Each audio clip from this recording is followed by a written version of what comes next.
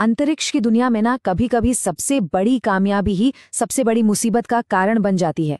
सोचिए जरा, एक बिल्कुल परफेक्ट रॉकेट लॉन्च और उसी की वजह से रूस का पूरा आईएसएस प्रोग्राम खतरे में पड़ गया। चलिए आज इसी गुत्थी को सुलझाते हैं। तो सवाल यही उठता है कि आखिर एक कामयाब लॉन्च रूस के इतने बड़े स्पेस प्रोग्राम पर ब्रेक कैसे लगा सकता है। आइए इस पूरी कहानी की परतें खोलते हैं और समझते हैं कि ये सब हुआ कैसे।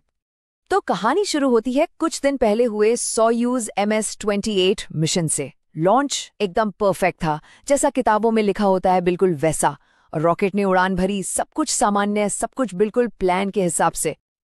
लेकिन लॉन्च के ठीक बाद जहां जश्न का माहौल होना चाहिए था, वहां रूसी रॉकेट स्पेशलिस्ट्स के माथे पर चिंता की लकीरें आ गईं। उन्होंने नोटिस किया कि लॉन्च पैड पर कुछ बहुत बड़ी गड़बड़ हो गई है। कामयाबी का वो माहौल एक पल में गहरी चिंता में बदल गया।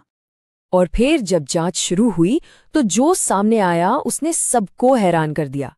लॉन्च साइट की हालत उम्मीद से कई ज्यादा खराब और गंभीर थी। फिर ड्रोन फुटेज आई और उसने सारी कहानी साफ कर दी। सर्विस केबिन का एक बहुत बड़ा टुकड़ा टूटकर फ्लेम पिट में, यानी जहां से रॉकेट का धुआं और आग निकलती है, वहां गिरा पड़ा था।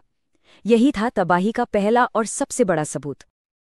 अब ये सर्विस केबिन है क्या चीज? देखिए, आसान शब्दों में समझें तो ये एक चलता फिरता प्लेटफॉर्म है।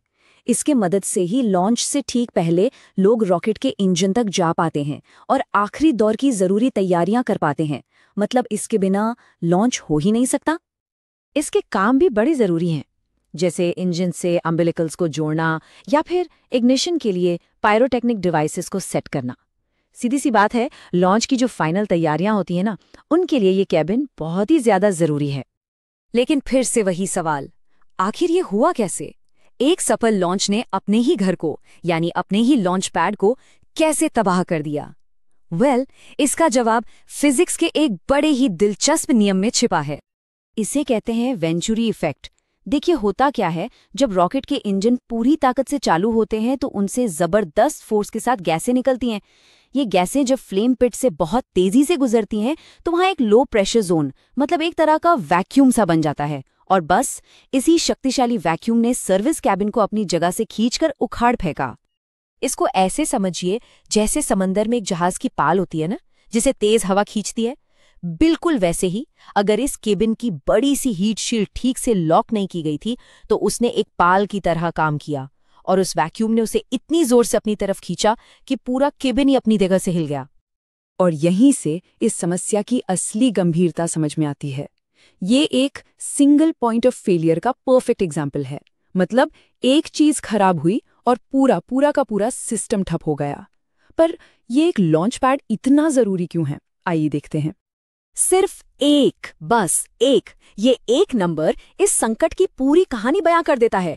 पूरी दुनिया में रूस के पास सिर्फ और सिर्फ एक ही लॉन्च पैड है जो इंटरनेशनल स्पेस स्टेशन के लिए क्रू यानी इंसानों को और कार्गो यानी सामान को लॉन्च करने के लिए पूरी तरह से तैयार है।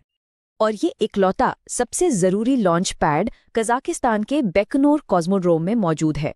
मतलब रूस का पूरा आईएसएस प्रोग्राम सिर्फ और सिर्फ इसी एक जगह पर टिका हुआ है। तो अब सवाल ये उठता है कि रूस के पास तो और भी सोयूज लॉन्च साइट्स हैं, उनका इस्तेमाल क्यों नहीं हो सकता? जवाब है, नहीं हो सकता। और इसके पीछे कुछ बड़ी वजह हैं। देखिए, बैकोनूर तो डैमेज हो चुका है। दूसरी साइट है प्लेसेट्स्क। ये इतनी ज्यादा नॉर्थ में है कि वहां से आईएसएस की ऑर्बिट तक पहुंचना ही मुमकिन नहीं है। तीसरी साइट कुरू, जो फ्रेंच गयाना में है, वहां से ऑर्बिट तक तो पहुंच सकते हैं, पर वो क्रू या कार्गो मिशन के लिए तैयार ही नहीं है। और अब तो वो साइट किसी और को दे दी गई है। और आखिर में वोस्टोचनी, वो भी ऐसे मिशंस के लिए इक्विप नहीं है और उसका रिकवरी जोन भी सेफ नहीं माना जाता। तो घुमा फिराकर सारी सुई एक ही जगह आकर रुकती है, बैकोनूर। तो अब आगे क्या? इस एक हादसे का इंटरनेशनल स्पेस स्टेशन पर फौरन क्या असर पड़ने वाला है?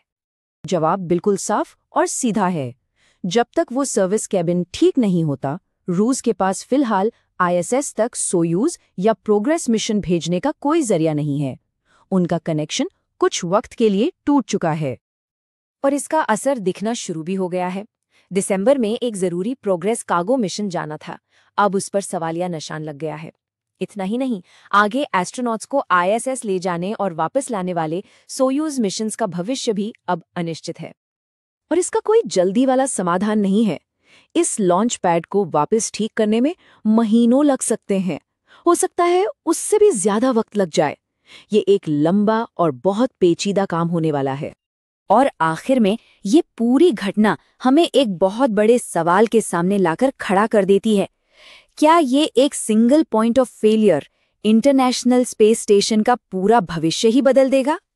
ये हादसा इस बात की एक बड़ी याद दिलाता है कि स्पेस एक्सप्लोरेशन में एक मामूली सी चूक के नतीजे कितने बड़े और कितने दूरगामी हो सकते हैं।